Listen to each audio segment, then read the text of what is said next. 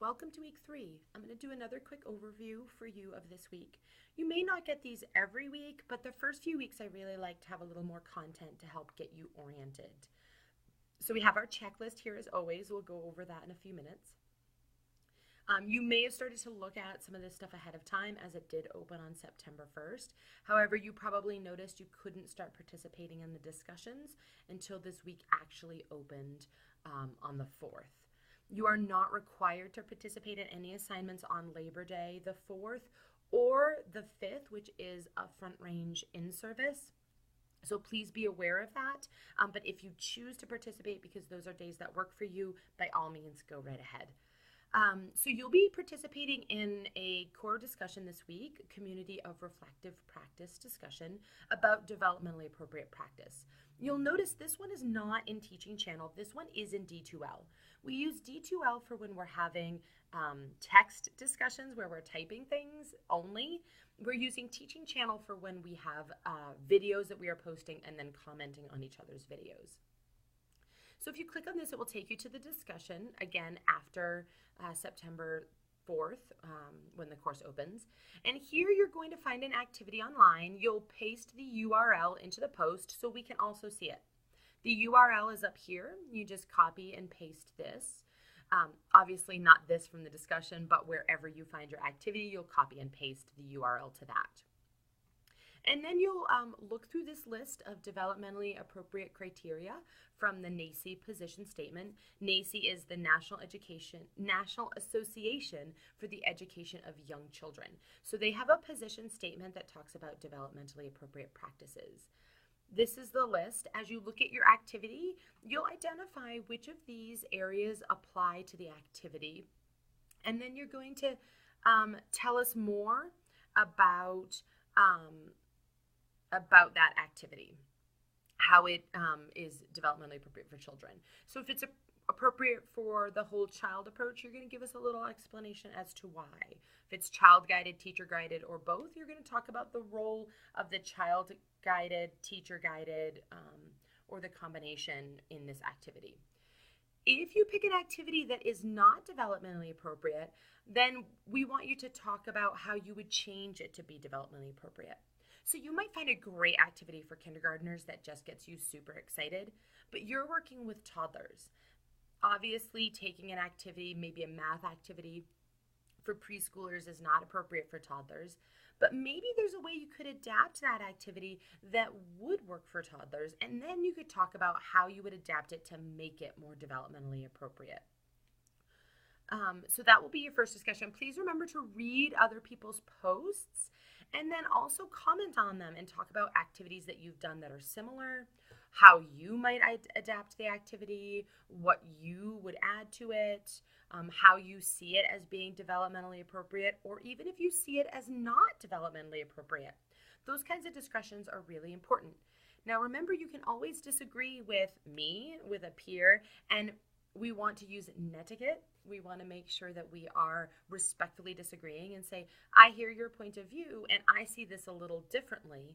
Here's why.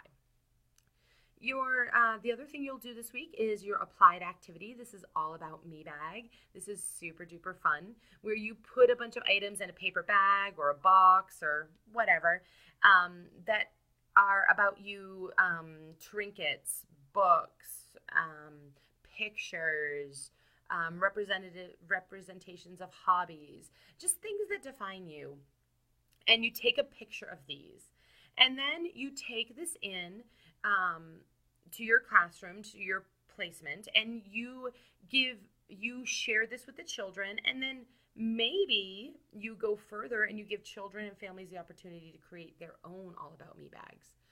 You're going to upload to this applied activity a photo of that and a description of what happened when you presented it to the children, and this will get uploaded in the Dropbox. Please don't just give me a list of everything in your bag. You certainly can if you want, and you can tell me why those are important. But the important part of this activity is to reflect on when you brought this to the students, what was their reaction, or how did it enhance relationships, or what did it change about your interactions with children? I want to see the effects of this. And then this week, you're also going to create your baseline video. This will get uploaded to the Dropbox, and it will, as I talked about in the last week's video, it will be used as part of your final assessment. So this is a very important piece to get done this week. It does not go to Teaching Channel. It does go to the Dropbox. Only myself and you will see this initially. I don't expect you to be perfect. We just want to see how your practices are at the beginning of this class so that you can document your movement and growth. There's a really awesome video here about the reflections of a first-year teacher who used video in her practice. It's really lovely. And then here are the instructions on how to take your video. Please remember this video is about you practicing with children. It's not about your mentor teacher. It's not about your co-teacher. It's not about somebody else who's in the practicum with you. It's just you and children. I mean, other adults might come in and out. This is the real world, but it should focus on you with the children. As you take this video, please be mindful not to put the camera too far away so that we cannot hear or see you. You might have to move the camera from time to time as you shift around the room. That's totally understandable and okay. Any questions, as always, please ask. This week, our chapter is chapter 2 in the DAP Focus series. I know this says 2 and 4. It's just chapter 2, so you'll upload that. I'll make sure to edit this for your version. And then your first mentor meeting log is due. You need to meet with your mentor teacher at least once every 2 weeks. If you meet more often, that's awesome. You can document that. You will take the form that is in your handbook and you will fill out what you and your mentor talked about. Don't have to go into any big detail, any confidential detail, just an overview of what you and your mentor talked about, and you will upload it here. And then, of course, as I talked about, the checklist is here. So if you get a little lost and you feel like you just need to make sure you've done everything, as long as everything on this list is completed, then you are set for the week.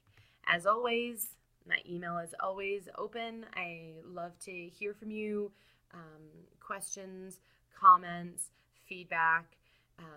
I love it all. Have a great week 3, and I hope you had an awesome or are having an awesome Labor Day.